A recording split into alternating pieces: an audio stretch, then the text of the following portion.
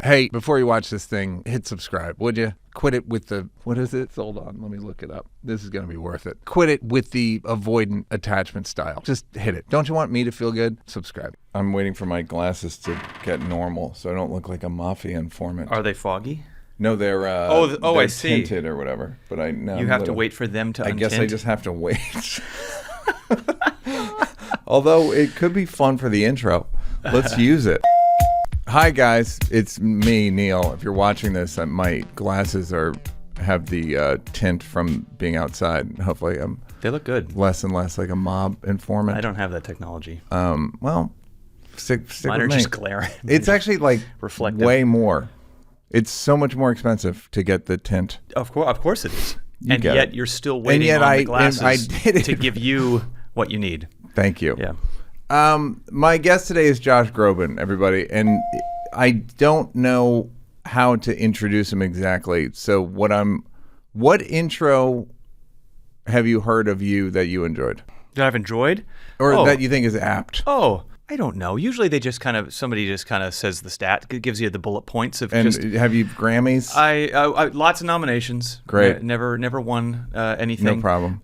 But still here. I don't know. I guess I sing. I've been in music for 25 years. I've done a bit of acting. I've done some theater. I'm very proud of my foundation. I do some arts education philanthropy. You also didn't you write? I do some writing as well. Yeah, I like to write music as well. Yeah, I've never written any like TV or theater or anything like that. But you have. Okay. But I love to write songs. Okay, so you're Josh Groban. You've sold 25 million records according to the internet. I have, yes, give or take. But yeah, I've been very, very fortunate, and my life and career. You know, it's like I look back on, because we just celebrated like the 25th anniversary of my first album, and I think about how quickly things just fly. And, it's unbelievable. And also just kind of all the weird, wacky adventures. And you're one of the few people that got discovered. Yeah. Do you know what I mean? Like back in I was was singing and then someone from Hollywood came. Right. I mean, it's like it's kind of like, you know, being a child of the 80s and then seeing the invention of the internet and then seeing now we're going into quantum. Being in the music business in 1999, 2000 and seeing how Can you give people tell people the short version of the story? Sure, Just yeah. I don't want to bore you. Well, with no, it. not at all. But it was during a time where there were very few ways to get yourself out there. Now there are a million ways to share what you do online. I mean, it was so old school. I was working with a voice teacher who had a few different students. I was a kid. I was just taking voice lessons in high school. And David Foster, 16-time Grammy winning, probably more now, called him, said, "Hey, I'm in a clinch. I need one of your students to sing for free at a thing that I'm doing." It was the governor of California's inauguration. And you're singing what it was like, kind of operatic, classical? It was from Phantom of the Opera. It was a musical theater song. And at that point, I was doing theater in school, so I was working on those songs just for college auditions and things like that. Yep. So Seth, this voice coach that I was working with, who was a neighbor of ours, sent David like 5 or 6 tapes of students, and he picked mine. And next thing I knew, I was flying out to Sacramento. And where were you? Where was I? I was living in LA. Okay, so you flipped Sacramento for the thing. From okay. LA, yeah. I grew up here in LA, but not in like a showbiz family or anything. I was like a Boy Scout who got to go to his house for a voice lesson with a bunch of other kids, and he was like, "Oh, you've got something special if you ever want discounted lessons," because he was this big star vocal coach. I'd be happy. You were literally a Boy Scout? I was in the boy. So the first time I ever sang for Seth Riggs, he's a big vocal coach to the stars, and I'd drive up and like Stevie Wonder was there, and like Janet Jackson was walking out, and worked with a lot of incredible people. Any white people? I'm kidding. That was the first. Did the fact that you saw Stevie Wonder and Janet Jackson go into a vocal coach, did that make it more like, well, you're never done? A little bit, yeah. I mean, the nice thing about when I would meet legends at that age, the ones that I grew up loving, people like Tony Bennett too, who when I first met him, he would talk to me about who's your trainer, you know, who's your vocal trainer, who do you like to listen to, what kind of scales do you do? He was asking me like he wanted to have vocal, like what's your vocal workout, like what do you like to sing to, like what, and this was when he was like 75 when I first met him, and you know, I'm looking at this guy and I'm thinking like this is one of the guys of all time that I would look up to, and he's talking to me as if we're just in the same room about to do vocal lessons. Like he's still a student. Yeah. And he was up until the day he passed away. He was murdered by his coach. Did you think you were good at that point? Well, so I was one of those kids that like locked the door, went into my room and just sang along with things without anybody knowing. I wouldn't sing for my parents. I wouldn't sing certainly not in public, not in school or anything like that. And so could they hear it through the walls? Yeah, probably. But my parents were great in that they they let me just do my thing. Like we had a piano in the house and they would just let me play. They would pretend they weren't listening, which was important for me because I felt so shy about it that I think if I'd thought that they were going, oh, Josh, yeah, I think I would have shut it down. And this was not, you were doing this as a form of self-expression, as a form of entertaining yourself. You weren't ambitious. You weren't like, I'm going to do this and I'm going to show them. No, I did not have stars in my eyes for the industry. I did not think that, certainly not as like a recording artist. I loved theater. I was a kid that I was lucky enough to sit and watch theater. And so I wanted to tell those stories. My ambitions were that I wanted to be, an actor in theater. And I wanted to make people feel the way I felt when I saw great theater. And in musical theater. And musical theater, mostly. Yeah, and exactly. So, long story short, I was, it started as a Boy Scout, and then I went to LA County High School for the Arts. And while I was there, you auditioned to get in there. I auditioned to get in there. They took me in as an actor. Yeah. Did you see other people's auditions? I guess I'm just trying to get a sense of like, did you ever think like, I'm looking good at this? Oh, I never. I'm weirdly good at this. Or was it a feel? The first time I ever felt that way was senior year of high school at Loxa, and I was cast in my first lead role in a musical, and that was the first time I really felt, any sense of confidence or that my voice, musically and otherwise, was worth listening to. And I was, it was late.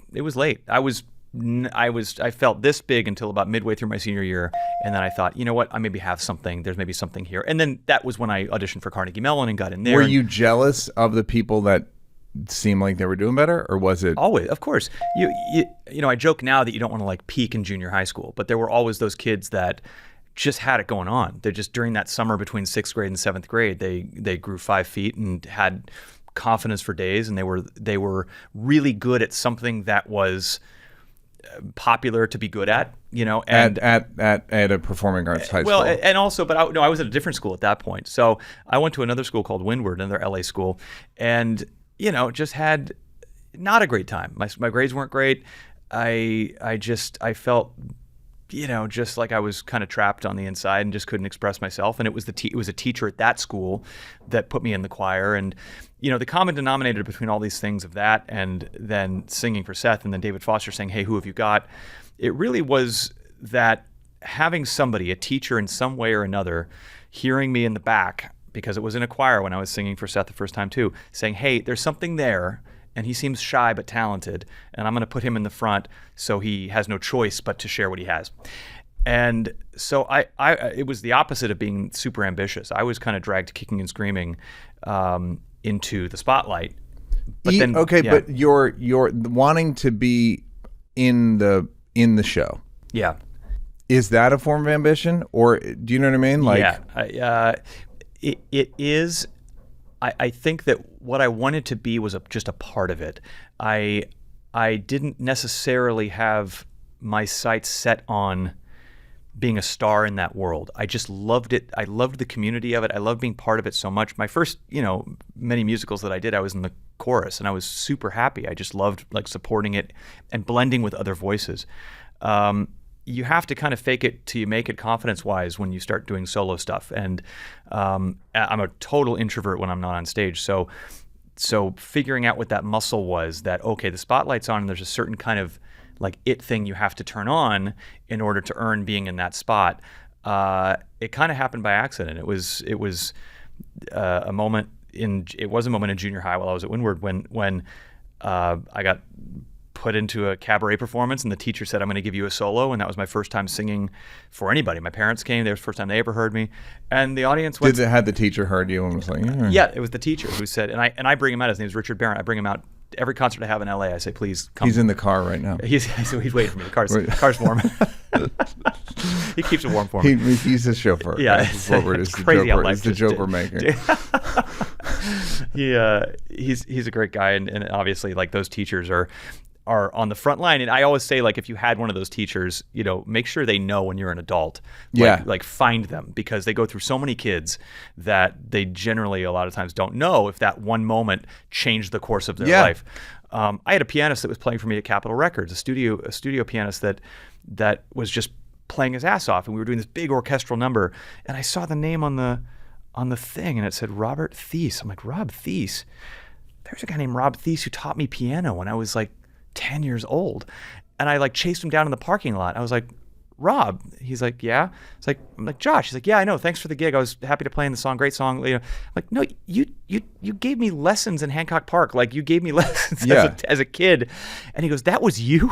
He didn't know? He didn't even know. He had no idea. He just thought it was some Joshy. Yeah. Or something. It was something he was doing to make money when he was in college. So, and then he went off to win like the Tchaikovsky competition. He became like a famous pianist. So, it's always important to reach back and find those people that turned on that light bulb. Yeah. Okay, so then you sing at this Gray Davis. It sounds like ancient history. It was ancient history. Gray Davis like was nominated. A guy named Gray Davis was the governor of California, and you sang it as inauguration. 1998 or something like that. You sang it as inauguration. I did. At David Foster's behest. That's right. Me and Coolio. I've heard David Foster tell somebody about you. You got to hear this kid sing, or you got to hear this kid. He sings like he's got a 3-foot dick. I'll never forget it. Somebody. That's the first time hearing that. Yes, that's what I apparently he said that to Andre Agassi. Yeah, don't ask me why I know that. I don't know why I know that. Anyhow, so then you're doing the 3 foot, and it's only 2.5 feet. He was. I mean, like, I did have a voice that was like, way bigger than I was. Like, I was a scrawny little kid, and I think the gimmick for him then was like that. This pipsqueak high school kid is coming out, and then there was this booming baritone singing voice that came out, and everybody just kind of went, What did you think of it? I was at that point like super nervous, but I was also starting to realize like this was a thing that I could do. I didn't necessarily think anything would come of it, but I was really happy for the opportunity and leaned into it. Of course, if somebody like David said, you've got this, I sang like my life depended on it back then. What's interesting is it's valuable now. Would it have been more valuable in the 1600s? The voice? Yeah. That voice? Oh, yeah. I would have been like the biggest pop star of the day. They wouldn't have known what to do with me. Do you think about that? Because I think about that all the time. It's my Roman Empire. Yeah. I think about I don't even need to go back to the 1600s. I just think about like, what if I had been in like the 1930s, Yeah. And where like that style of singing was like the top 40 of the day. Yeah. I could have done a mean my ding-a-ling. I could have done like every remix of that imaginable. Yeah, I mean, especially with the 3-foot dick. Oh, Bertha dear, why don't you go with me to the ice cream shop? Oh, yep. Yeah. Done. License to print money. Yeah, this 2025, I'm a nerd. Well, no, it isn't. We're gonna get to your blocks in a second, but I just want to contextualize. Like Uncle Rico with the time. If I had a time machine, I'd go back to 1930. Let me tell you what. Yeah, pretty much. Yeah. Coach would have put me in fourth quarter. We'd have been state champions, no doubt. So you didn't think, you thought like, this is cool, but like it's 1998, 2000. But I had no, and I still don't, I had no idea what cool was at that point, because to me, singing a song from the Phantom of the Opera for me when I was 16 years old was what I was training to do. Like, I wanted to do theater. So if this guy who discovered Whitney Houston says, hey, I need you to sing this song from Phantom at this event, I didn't really think much further than that. I was like, oh, well, this is what I want to do for a living. I'm going to sing this song to the best of my ability, and hopefully one day I might be able to play that role in theater one day. And it could be in New York, it could be anywhere. You would just have been happy to work in theater. 100%. I was so blissfully ignorant as to what was actually happening, because if I had if I had set my sights on, I have to meet a David Foster and I need to use any time I get that chance to get that opportunity, I would have fucked up the opportunity entirely because I was so lost in this little thing of like, okay, I'm in theater. I love this song. This guy who is not in my world and never will be, but is a legend, he's like me to sing the song at this event. And I viewed it as like a fun, free gig where it's like, oh my God, there's a lot of people here, but I'm going to sing this song. And I've rehearsed it. And I was just so in this little tiny warped lens of like, I will do this and then I will go back to my classes. And I did not know at the time that he had bigger sights or that he was actually talking to other people in his music circle saying like, hey, this guy. I started to know that when he started to keep calling me and asking me to sing at other events and sing. And then he's had me sing this song called The Prayer with Celine Dion at this Grammy rehearsal when I was 17 the next year. And that was cool. I mean, that was like the biggest room I'd ever been in my life. But even then, I thought to myself, well, what an incredible experience. I just sang with the great Celine Dion at the Grammy rehearsal.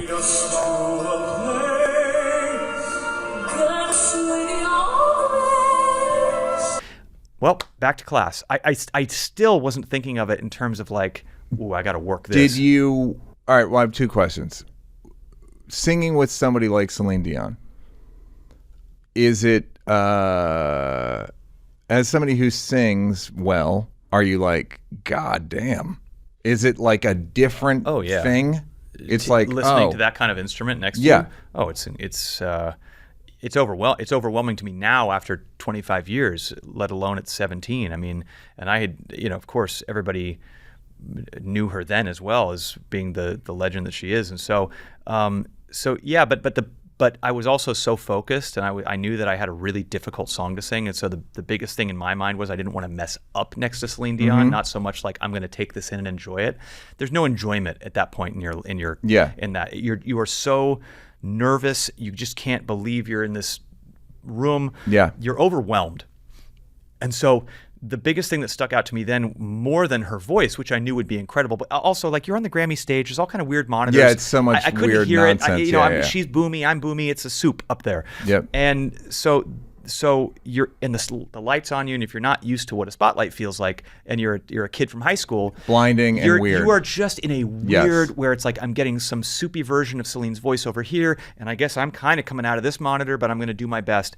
She could see that I was in the white room, that I was like, this kid is very talented, but this obviously, kid just smoked 5-MeO DMT, and he's in the white room. Absolutely, I was out of my depth with where I was at in my brain, and so she took my hand, and she's like, "I got you," and I will never forget the feeling, because also I now know on the other side of it, when you are the person who's the name and you are doing a rehearsal at an award show or something like that, I also know that it's chaos for you. It was chaos for Celine that day. Yes. That was a big deal. It was a song that was nominated for her. She was kind of in her sweats, and she had her band asking her to do things, and the Grammys Ken Ehrlich was telling her to stand over here, and so I also know from that perspective that is also a stressful place to be in. And if I were her at that point saying, sorry, your duet partner Andrea Bocelli isn't here. We've got this kid. He's a high school kid. He's going to sing it with you.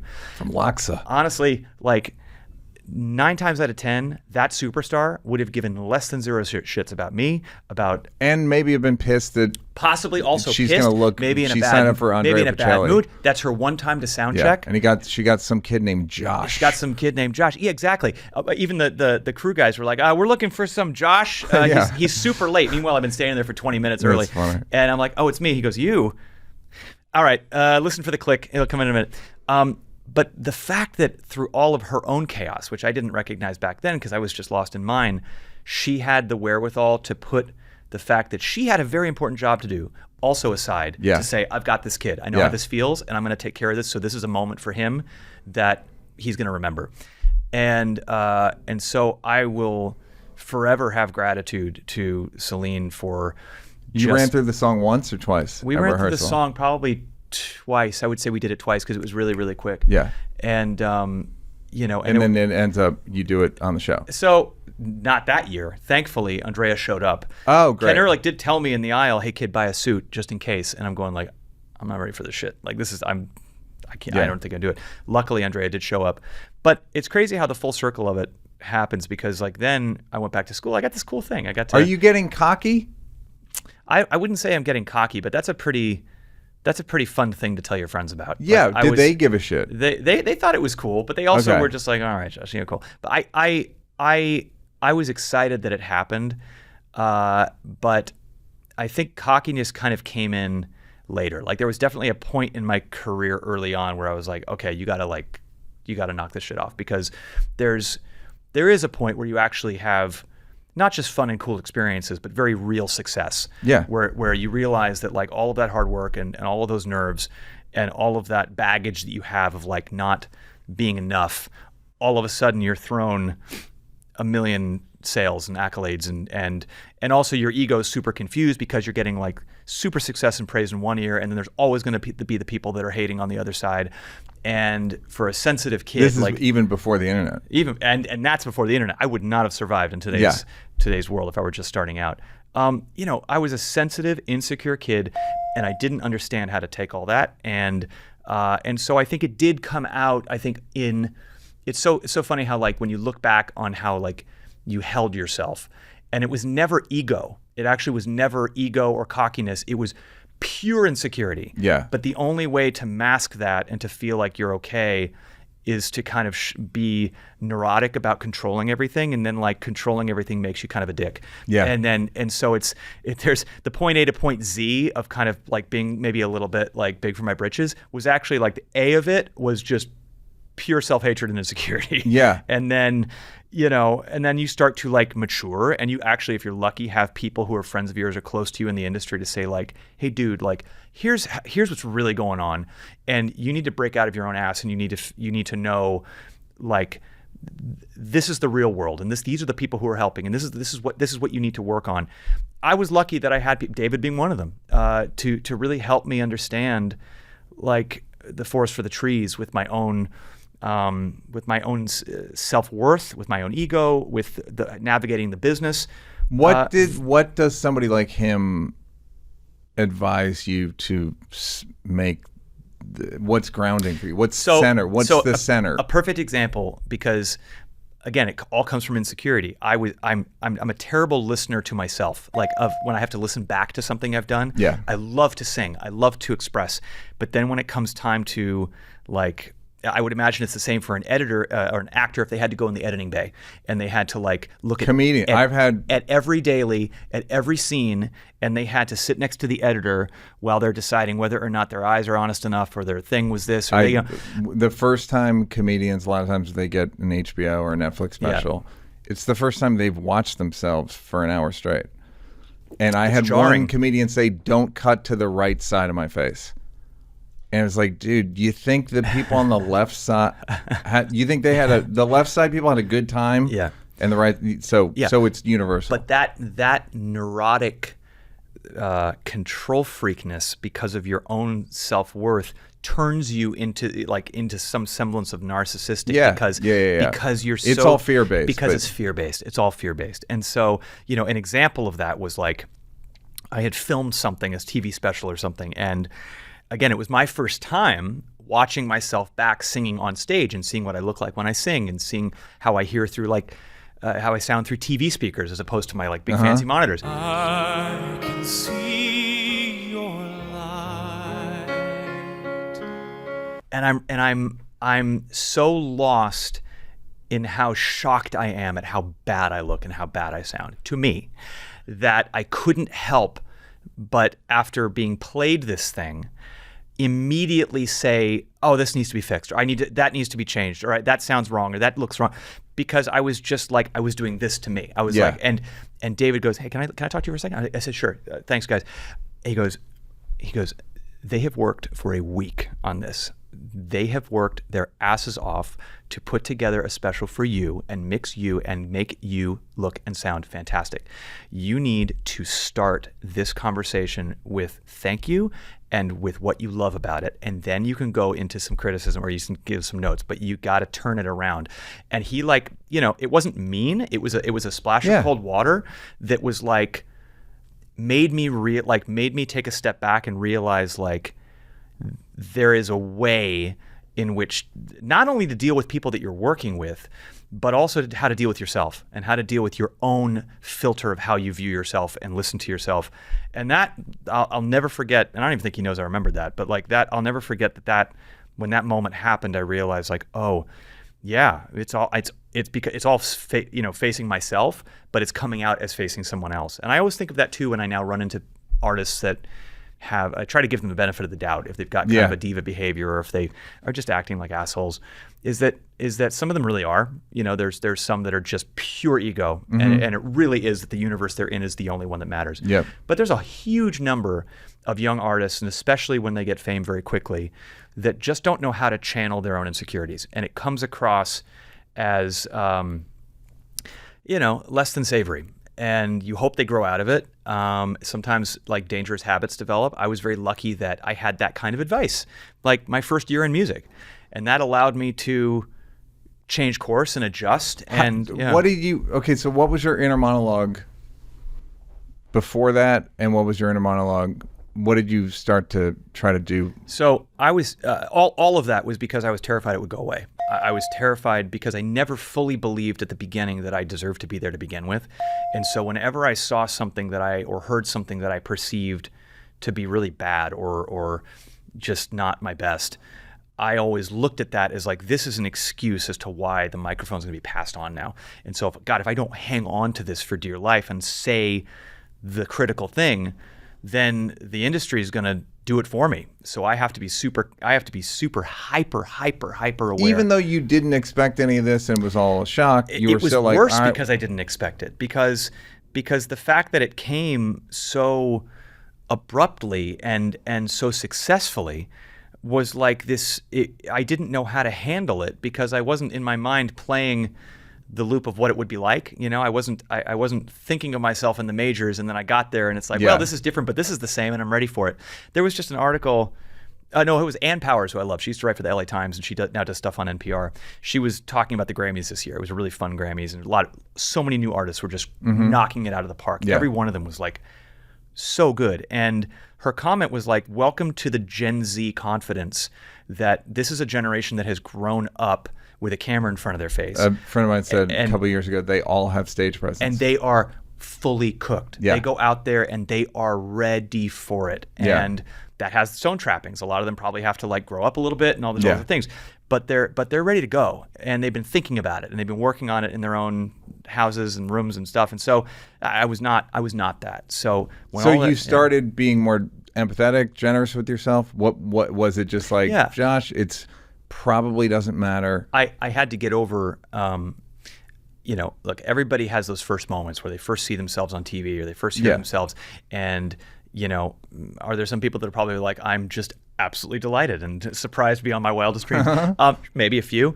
But I would say the vast majority of people who have only lived in their own head about what it would be like to perform, and then they finally hear or see something back for the first time, and it's rough around the edges.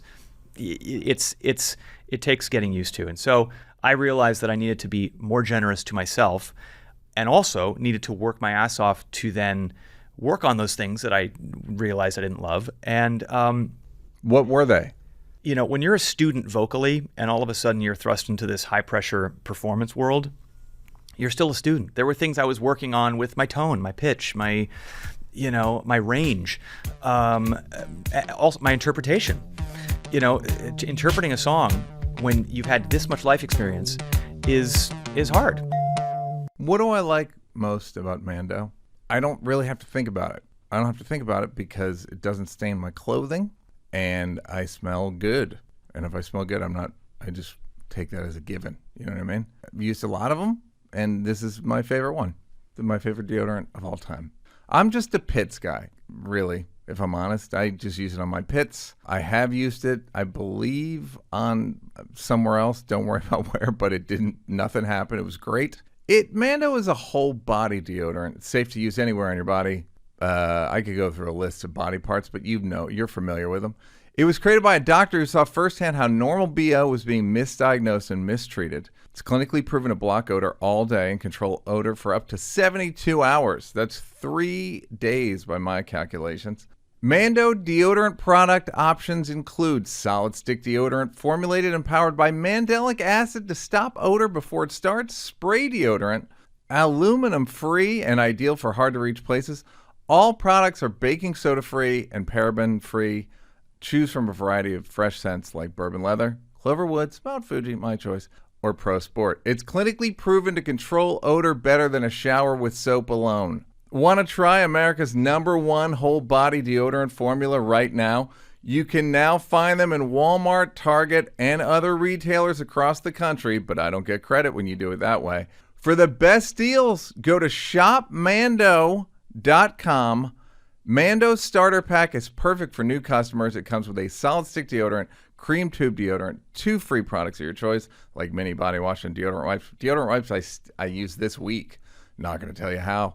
And free shipping. As a special offer for listeners, new customers get $5 off a starter pack with our exclusive code. That equates to over 40% off your starter pack. Use code NEAL at shopmando.com, shopmando.com. Please support our show and tell them we sent you. Smell fresher, stay drier, and boost your confidence from head to toe with Mando. This show is sponsored by BetterHelp. Look, there's a stigma around men's mental health. I'm the one-man band trying to end the stigma. It's silly. I also think it's like naughty. It's like an old. I think you'd be surprised. When I did 3 mics, people were like, "Are you afraid to say all that stuff?"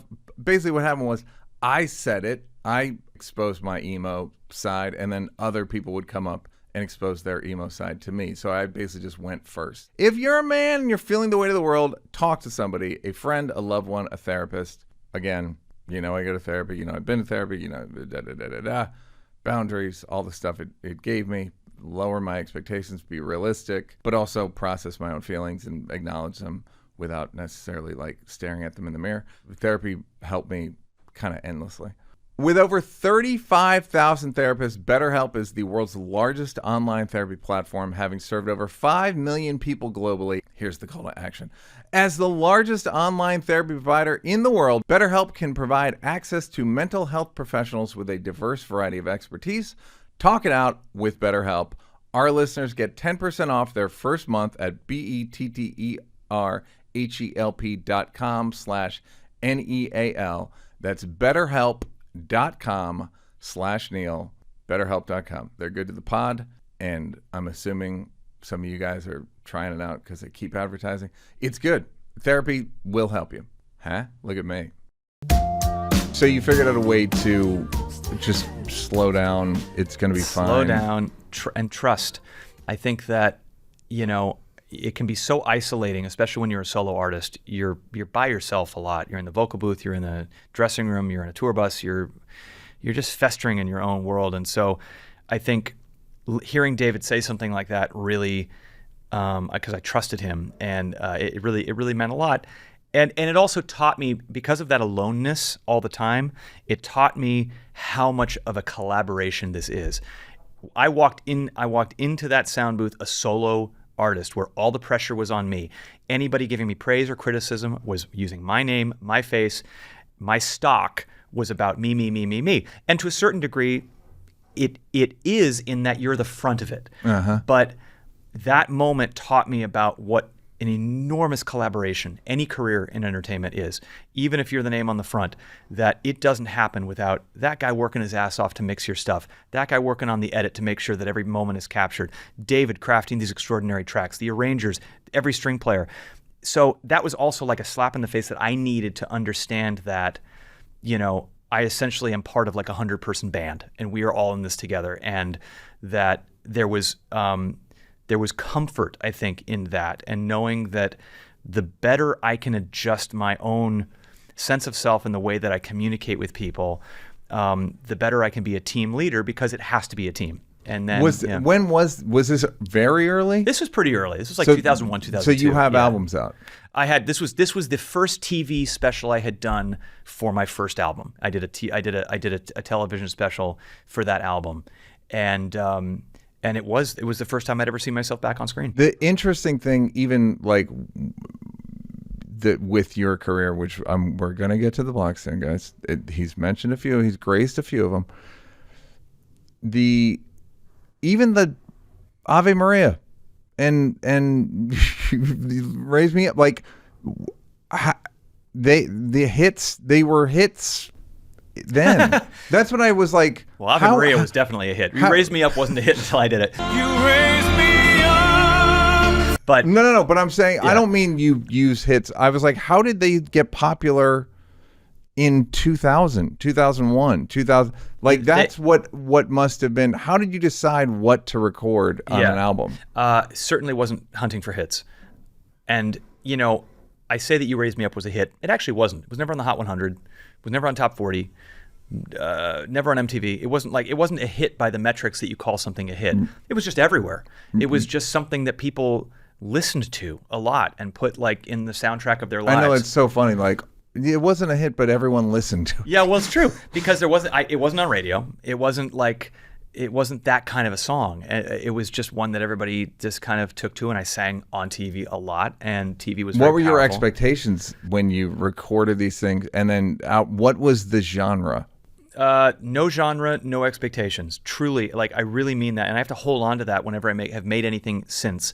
What was their plan for marketing it? At the time, you know, at Warner Records, there was a group of people who, like David Foster, believed in me, believed in my voice, and believed in the power of something reaching people, even if it didn't fit the categories that Billboard said it needed to, or that MTV or that Top 40 said it needed to. That out-of-the-box thinking by the people that were at that label at that time, Dermot Quinn, the late, great Phil Quadraro, Phil Costello, Jeff Aroff, I shout them out all the time because they were like a breed of executive that, like, truly, they had worked with everybody. Prince, Tom Petty. They understood the trajectory of an artist, and they understood that the best moments for what we now assume are the biggest artists on the planet, the best moments for them were when executives like them said, this is out of the box, and we're going to find a way for people to hear it. That's what they did for me. When I recorded something like You Raise Me Up, we said, wow, what a beautiful song. Anyway, moving on. We weren't thinking to ourselves that it would be the song. It was a couple of people at the label at that time who said, look, I played it for my wife and she just like loved it. I played it for my kid and they just cried. And they just said, look, it was just basically feeling. It was all about feeling. It wasn't about data. It wasn't about numbers. It got played on the radio once by somebody who, because I went in. So sometimes when you do an interview on the radio, they'll gift you an airing of your song. Not going to happen here. Can't afford it. On that note, let's dive in, shall we? Oh no, I could. You could technically sing it, but I can't use you can't use. I understand. Yeah. So let's do some Rolling Stones instead. Let's do a little Under My Thumb. Perfect. Satisfaction. And then that person's phone, that radio station's phone lit up. Yeah. Lit up. And it was so old school, It's like that's. I felt like I was like in an old timey radio. That was old school even then. Even then, and now it's like ancient. This idea of. It was like a scene out of a movie where I'm looking at the lights, and there was like an analog buttons of like, oh, we got Kathy on line 3. It's a hit, kid. That's the most wonderful. So I had to pull over and cry. Okay, thank you, Kathy. We got Susan on line 8.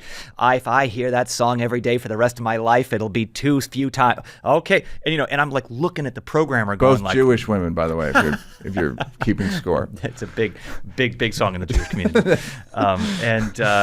Yeah, and so you just kind of start feeling it in real time, and it's just it's one of those things. But and I've tried to conduct like every step that I've made in my career, whether it's been in music or theater or comedy, whatever else, in that kind of keeping where that light is, which is just like stay where the feels are, stay where something feels good. Don't try every single goddamn time I've tried to like squeeze into something that I thought might help me break through a certain wall or might help me get the attention of that cool writer or whatever it was. Never worked out. Yeah, it never will. It has only ever been when I've gone back to that place where I've been pleasantly surprised with how the lights go on. One of your blocks is loneliness from not really being in a category, which I want you to talk about because I find it interesting and kind of relatable. It's and I think that was all kind of part of some of that insecurity that I had at that age too. And honestly, like even at 43, like it takes me sometimes a little bit of pause to to continue to write the playbook for myself as I go into hopefully the next 25 years of my career and in my life.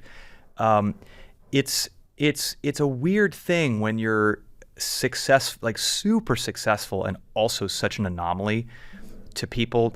Music journalism did not know what to make of me. They weren't writing about me at all.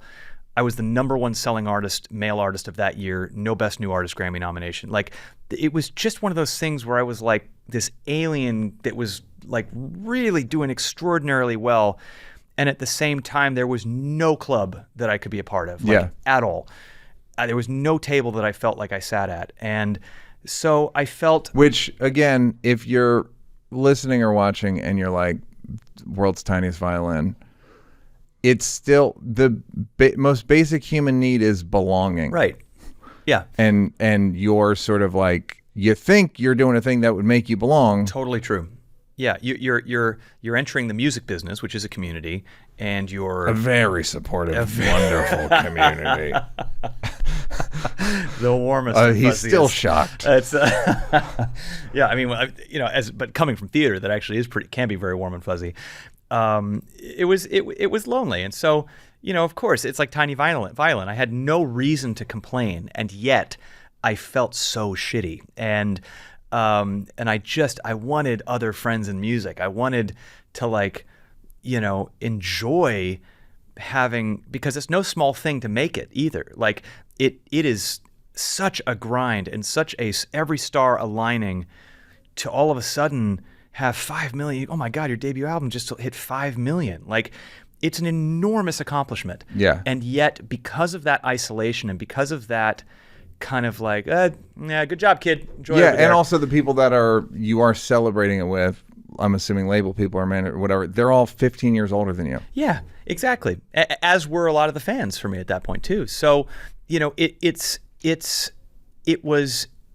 was no place to celebrate. There was nowhere to go to feel like, I would high five my manager and my parents, Yeah. And I'd go out to dinner with a couple of my high school friends and they'd be like, hey man, that's all, 5 million. That's cool. We'd go to Mel's Diner and have a, celebratory burger. That was my little world. I was never invited to any of the big music parties. I was never invited to the award shows. I was never invited to any of the stuff where you think now if you're one of those artists that sells that, you're one of the top selling artists of the year, that would be unheard of. Yeah. But that was just the way it was. It was just one of those things where it was happening in a total vacuum. And that vacuum also happened to be 15,000 people in an arena every night. But it was still a vacuum. And so I want to stop and see it from your point of view, which again, it sounds like, only you got to do arenas, poor thing. But it must have been and then you get off and it's just crickets. Totally. That's what it was. And you're kind of like, I don't even know. No one's going to care. Yeah.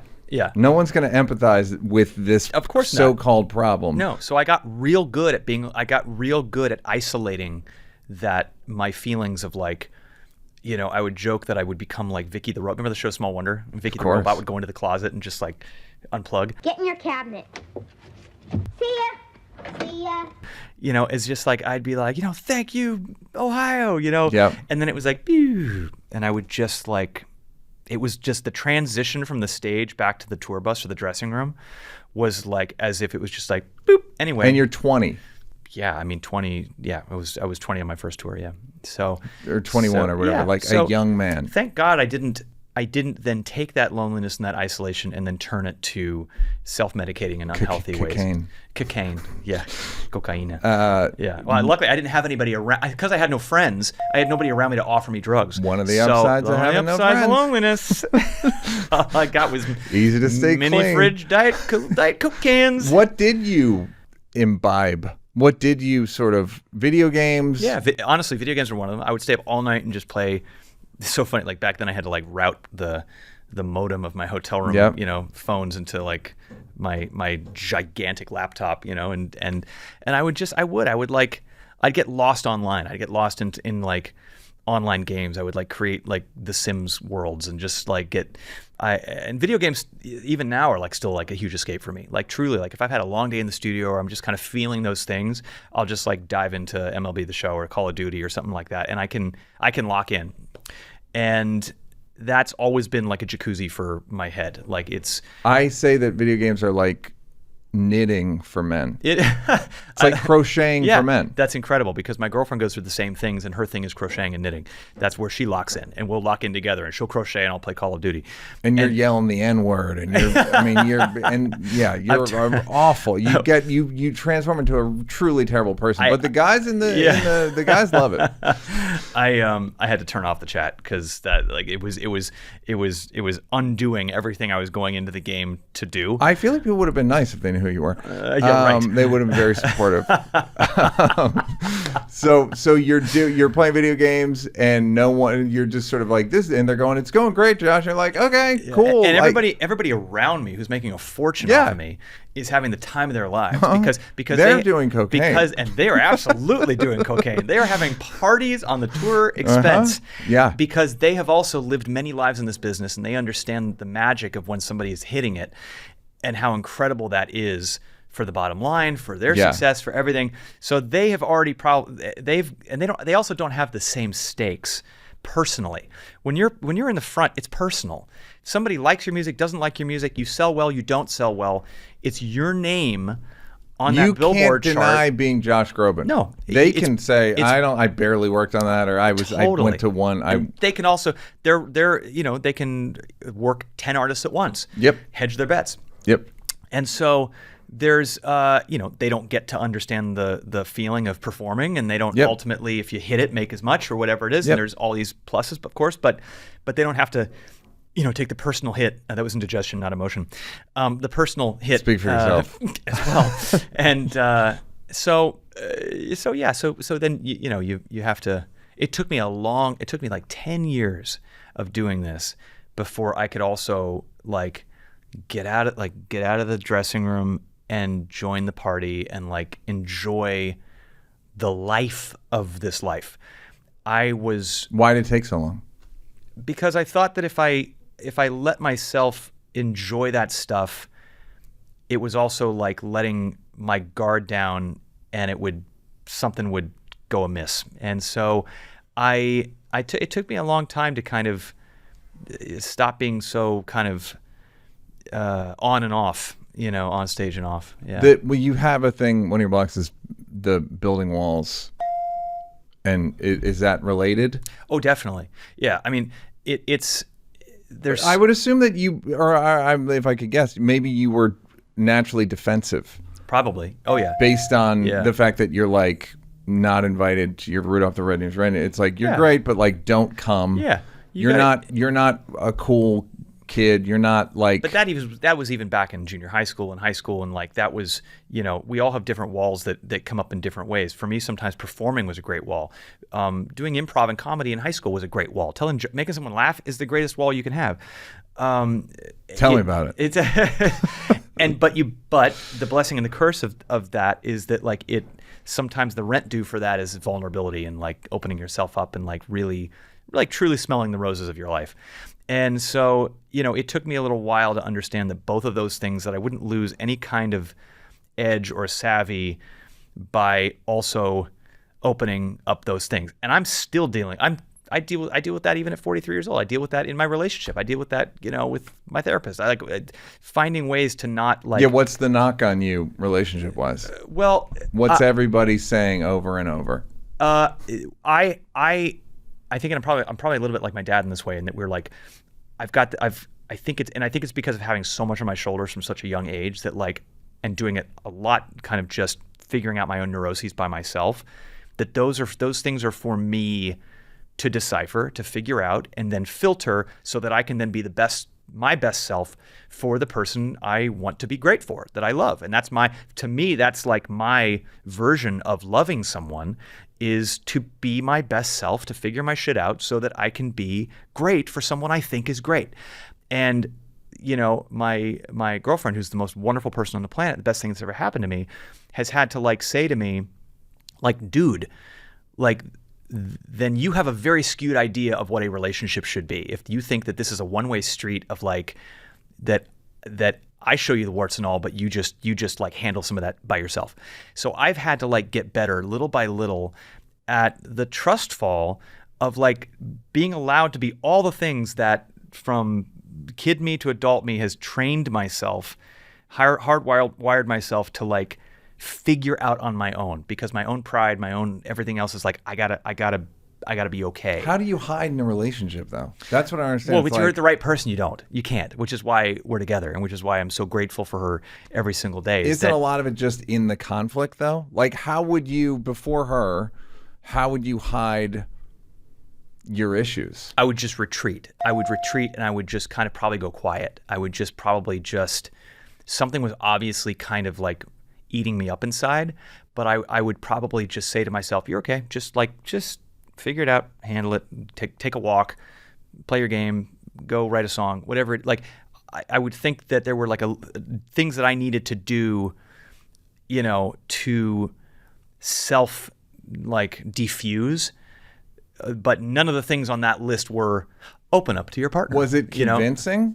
Of course not. No, it wasn't convincing at all. Right. And there have been a couple of relationships that I've had in the past where it was like, well, if this is enough for you, then God bless you, but I'm out. And I totally understand every time that that's happened. And so was it like Josh is nice, but he doesn't? It doesn't feel like a very deep connection. What I started to realize was that isolation that I would put myself in, the pressure that I put myself under to figure out my stuff, was not only lonely for me, it was also lonely for the person that was next to me. And so in my mind, I was like, well, I'm doing the relationship a favor by not like dumping stuff, by like figuring, just, you know, working on myself, but figuring that stuff on your own. And I've made a lot of progress, but it's always a work in progress. Would it leak out? Would the issue leak? Like, let's say you were jealous of a girl, or she jealous of whatever. Just what issues that come up? Jealous, you don't pay enough attention, or they get mad that you don't pay enough attention to them, and then you get mad. How would there'd be conflict, and then you'd retreat and come back and act like nothing was wrong? My short answer then would probably be like, no, there's no conflict, but I would definitely like. I can see now that I would probably just shut down for a little while, and that probably was disconcerting.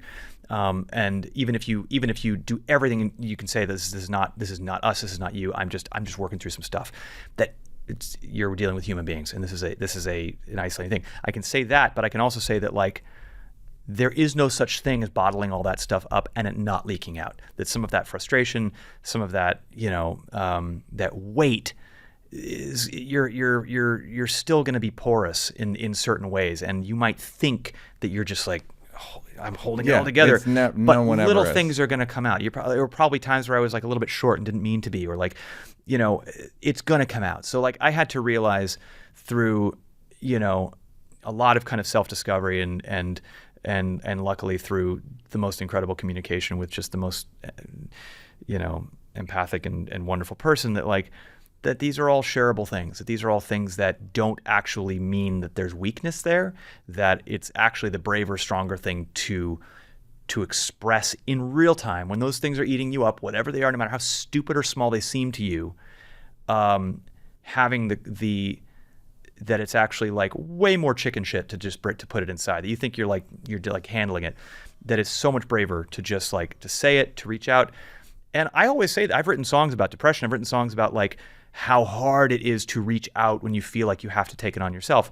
And I have not always been, not always practiced what I've preached in that regard, because it is so damn hard sometimes. It's always way easier to write a song about something than to do it.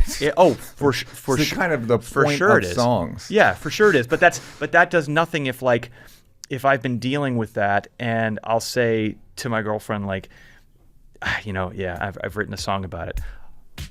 Great, can I hear it? What's it called? Oh no, that's that still useless. Yeah, that doesn't work. That doesn't work. That currency, it's invalid. Exactly. What if I told you the most luxurious place to listen to this podcast could be on your toilet? I almost feel like I shouldn't have to tell you that.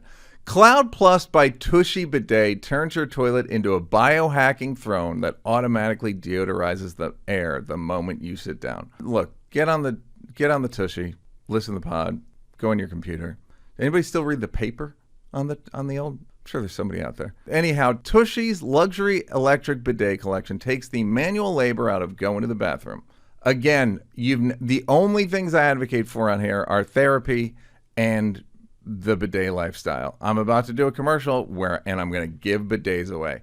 I believe in bidets. With the Tushy, you can install it yourself. No one's ever been like, you were wrong about bidets. It's the only thing I've ever been right about. And Tushy's got them inexpensively, sent quickly.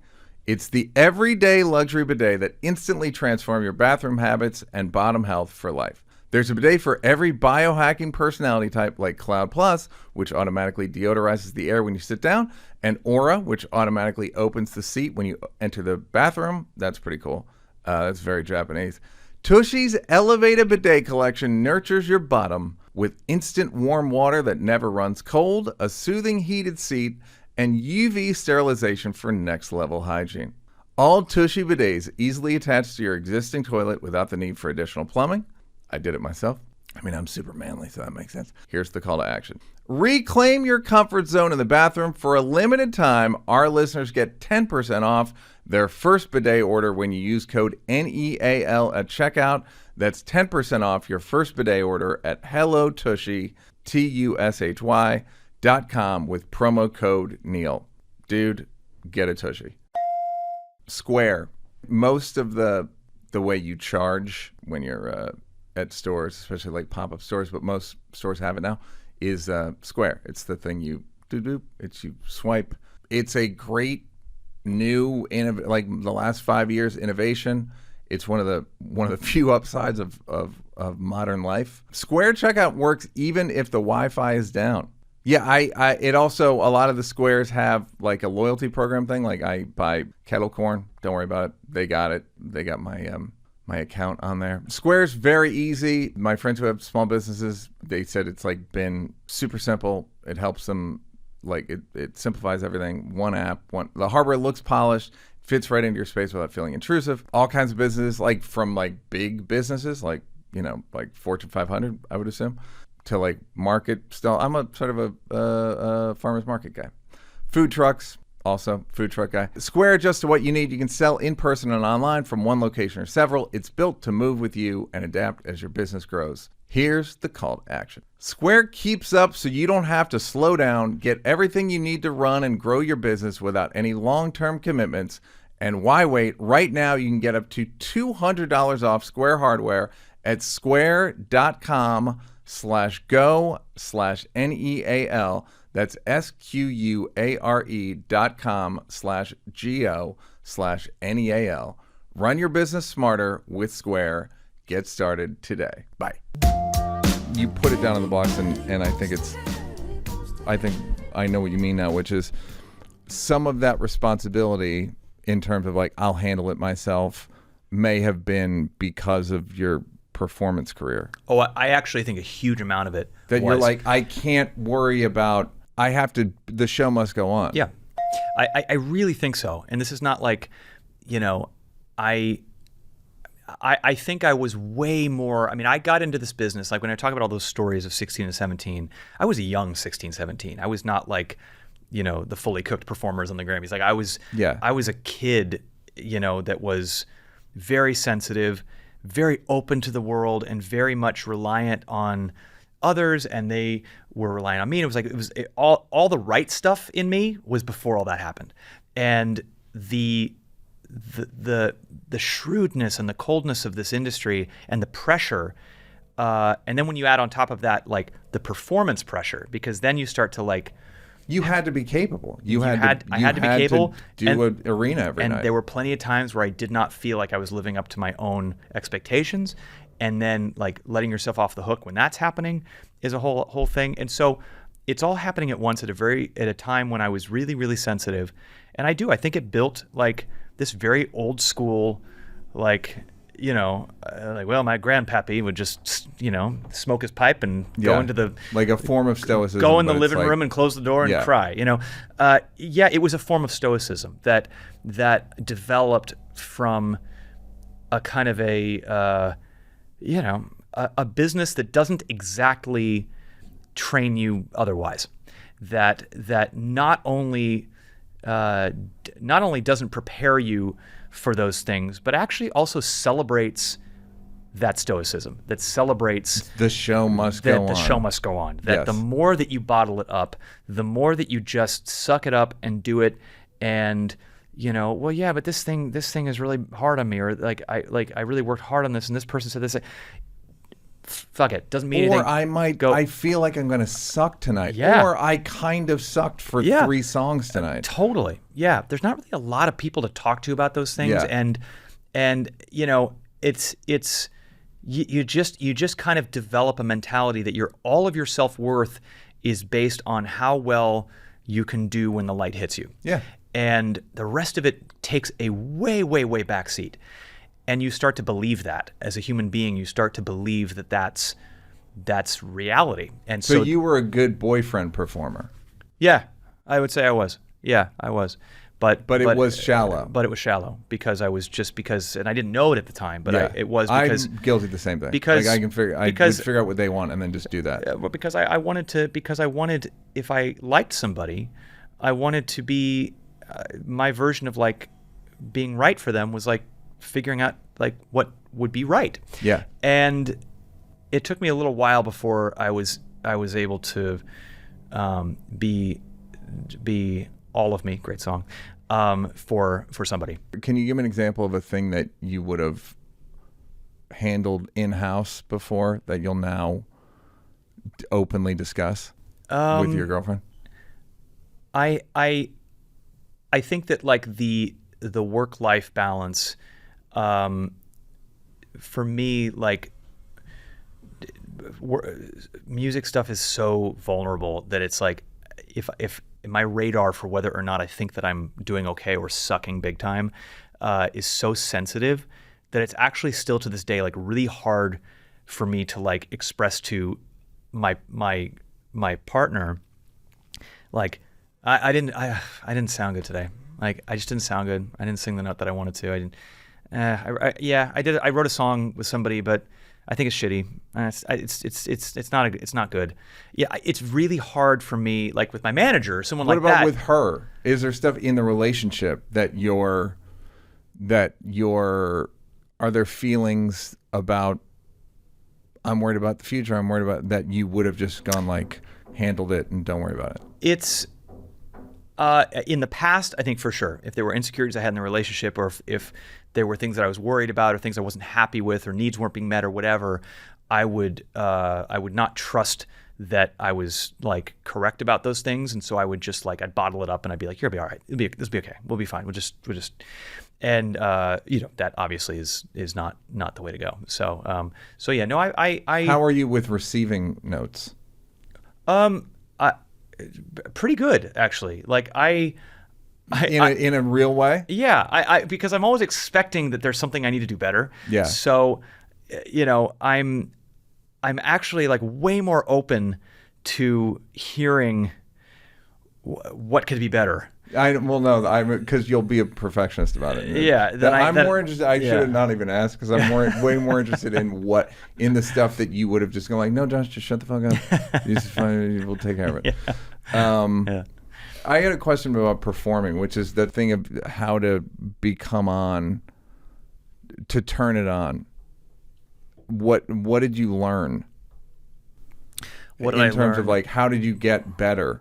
What is there a mental trick was there an approach that you used to take and then you're like, here's the new approach and this is way better? Yeah, I learned eventually that stage fright, which I did have, was just the fear of not being in control and all of the like what ifs in my head of like this could go wrong and they might hate you might suck on that song.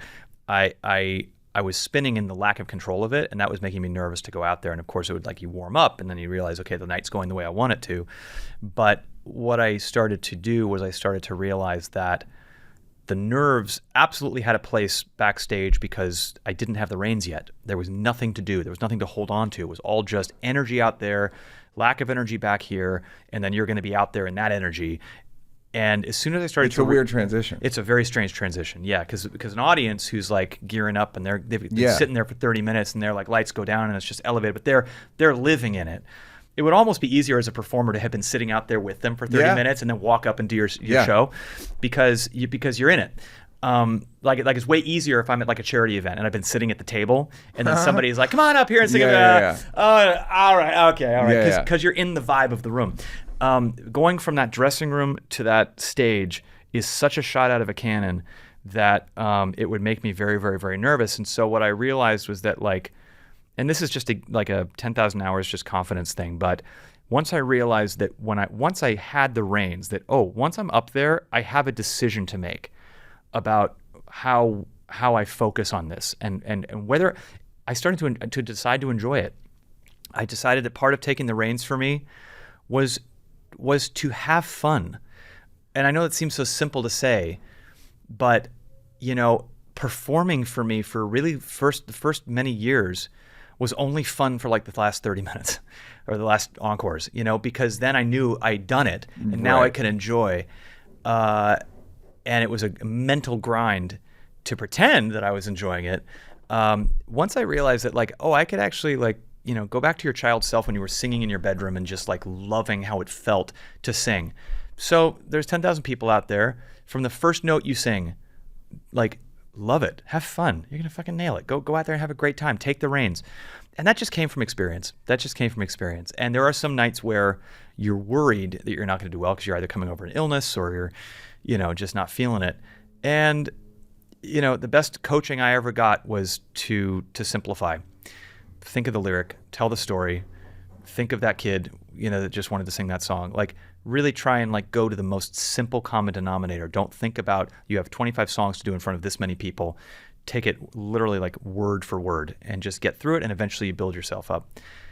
There's a lot of sports psychology in that too. Yeah. When I watch some of my favorite baseball players like lose their swing for like 10 games, and you just start to see them like try little things and like slow it down. They all have sports psychologists. And I think that there's a huge amount of sports psychology and performance in general. There's a plethora of ways to psych yourself out and psych yourself back in.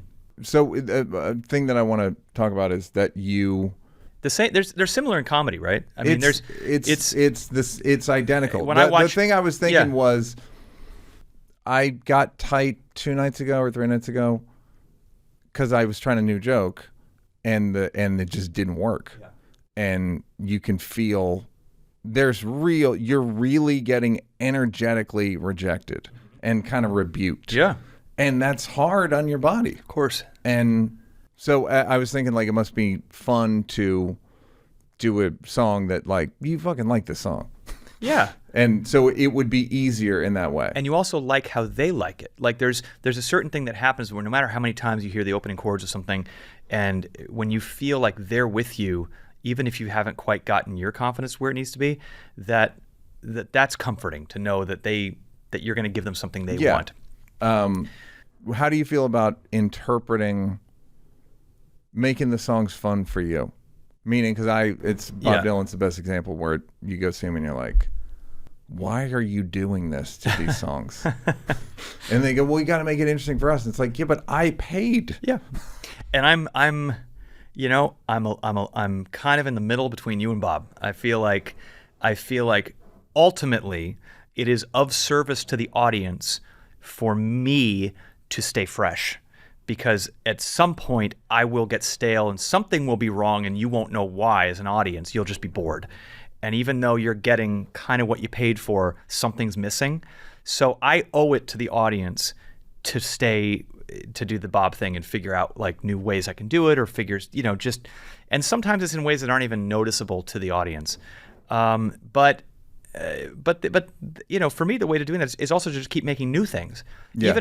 Even if I don't always do them on stage, and even if you got to sing some of the same hits, or you got to say, that the important thing is to stay somewhere off stage where you're a little bit scared and you're educating yourself and you're inspired, even if one person cares.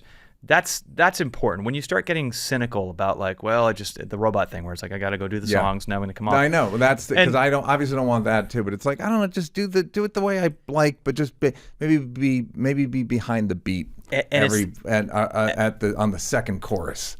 How about that? And I wonder if those artists know that the audience is feeling that way because everybody's insecure, even the biggest stars on the planet. And in their mind, everybody knows when they're bombing. Right. Yeah. And I think that they're probably, no matter how huge you are, you probably get bored of your own stuff. I would assume. But fans don't necessarily. At all. And so you sometimes think that you overthink what you think the audience needs to get in order for them to stay excited. But it's really a you that's staying excited kind of thing. And so I try to, I've tried to do hobbies. Like that helps too. Like honestly, like finding things that aren't my job, finding things that aren't musical has helped me kind of like get some perspective and stay on my toes. What are your hobbies?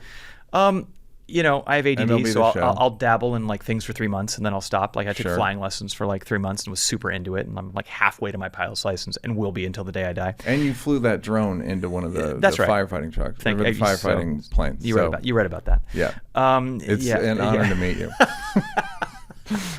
Actually, I've never done a drone thing because that would actually satisfy the flying I know, thing and the video game thing. It's Dangerous. This is a think tank. I wanted you to talk about the fact that you said you kind of resent your talent, and you have talent and you're an introvert. Yeah. And the tension between those two things. Yeah. Walk me through your thought process. Like, how do you process it? Like, this performing's not the most comfortable thing for me. Right. But this is what we're doing now. This is the life that we've chosen. The people pleaser in me recognizes that it's a way that for me to be useful in a way that's really powerful for people, and so that part of me overrides my desire to curl up in a ball when it's time to go perform. And it's fake it till you make it is actually kind of like, it's true, because when you get yourself into the motion of doing it, you become it. You do become it. Yeah. It doesn't last for the whole show. It's just sometimes in the opening moments, you're going from hibernation head to having to go be that person. And there are some people who What do you tell yourself? Smile, motherfucker?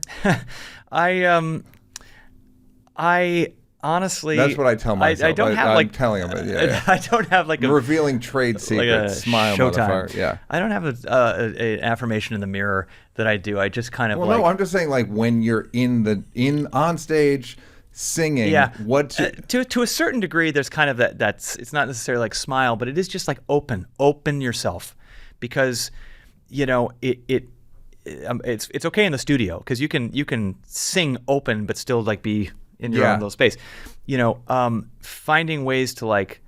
Sometimes it's as easy as just like open your eyes and take it in. Don't like sing with your eyes closed. Don't do Tom York. Like just like be in the space. Open your body and open your heart in the space. Easier said than done when you want to just be small. And so that's a performance like muscle that I've had to build. When I walk out there, I try to start with an openness and an acceptance of the energy that's in there with me instead of fighting it, because everything in my instinct is to say, yeah, okay, but when I look at, I mentioned like someone like Tom York, or I look at like Maynard from Tool or someone like that, where he just spends the whole show in the shadows. Yeah. And I'm just like, man, what a lucky brand. Like that's awesome. Man, you have figured it out. Like people that work in bed. Right. Yeah. I should be in voiceover work. Yeah, I know. Yeah. But being an entertainer is also about knowing that you've got to work on some of those things that are rough for you, and because the audience deserves it. And so continuing do you find it embarrassing? It's not. Meaning you come out, and I don't know what kind of venues you're doing, but it's probably at least 5,000 people. So you come Depends, out, or 20,000 if it's Singapore. Sure. It's actually harder when it's smaller. If you're playing like a promo gig, or you're doing something that's very, very small and you can actually see everybody and the energy is less, it's a lot harder to open yourself up to that. When you've got like a sea of people and you're just kind of taking like a broad stroke energy is coming at you, but a non-specific one, it's a lot easier. It is easier, bigger. Yeah, bigger's easier. Even though the level of energy is pretty intense. In some ways, yeah, because I can't see the one guy who doesn't want to be there. Yeah. and that guy fucks me up. He really will get you. He will get me. Yeah. Dad. No, I'm just kidding. And okay, so I like that you mentioned the word depression in terms of that stuff. What is that? What is what is depression? No, what is is it the being an introvert, and then it just adds to the alienation of like an introvert who has to be an extrovert, and like this is uncomfortable and this feels incorrect or something, or this is wrong. Like what's the feeling? I think that it all is related to, but what if I open and it fails? What if I open and it doesn't work and it's not what people want, and ultimately that's just vulnerability. That's just opening yourself up. I think that's the case in sports. I think it's the case in music. I think it's certainly the case in comedy. It's just getting over the fear of that protectiveness. That the more that you let your own energy shine onto someone else and you open yourself up that way, the more it's like there are video games where like the monster, like there's like a little window where like the monster's chest like opens up and that's your one chance. Yeah. That's kind of what it feels like sometimes, that when that happens, that's the world's chance to say, nah, not so fast. And so, it's just getting over that bit of it, I think, in ways that are large and small. Sometimes it's a performance thing, sometimes it's a relationship thing, but it's ultimately, for whatever reason, and I wouldn't even say it's just this business. I think it's just the way the world is. I think that it sounds like it's just self-acceptance. It's a self-acceptance basically thing. Just like you have to accept your talent. You have to accept your talent. You have to accept your position. Accept what it is. It's one of the reasons why arts education is such a powerful tool that I believe in for young people, because I really think that the antidote to that covering up and that fear is expression. Because little by little, if you can get a student in a school where, like, in their home life, in their social life, whatever else, and now they are raised with all of the ways in which somebody can anonymously bully them, and they can just read a stream of toxic nonsense at all times. If they start little by little as a student realizing what it feels like to be vulnerable and to be rewarded for that vulnerability, to do the school play, to paint that picture, to be part of the band, and for people to go, wow, that was great. That was a side of you I hadn't seen. That was awesome. Then that transfers into the person they're going to be when they study whatever it is they want to study, or they go off into their marriage or whatever it is. It starts there. I had that when I was an arts student. That is exactly what my choir teacher, what my Loxa teachers, what my improv teacher, that's what they did for me as a student. And then when I got into the business, it was very much not about that. It was all about bottling it up and doing the job. And so unfortunately, a lot of those great vulnerability lessons that I learned as an art student got unlearned when I had to be a high caliber performer. That I then later, as a high caliber performer, had to then unlearn that to be the vulnerable art student again. That has been like a trajectory that I've had to kind of navigate over the last 25 years. And if I can help somebody else avoid that part of it, who's in the business for the first time, I always enjoy talking to new artists. But it's something that we all kind of have to go through at some point. And if you're lucky enough to have people around you that keep you where the light is and just kind of let you go through it, then we are very lucky. But I've seen a lot of people crash and burn too. I haven't.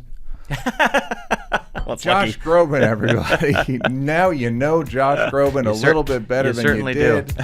He's going on the road, and he's about to start a Vegas residency. That's right. JoshGroban.com. JoshGroban.com.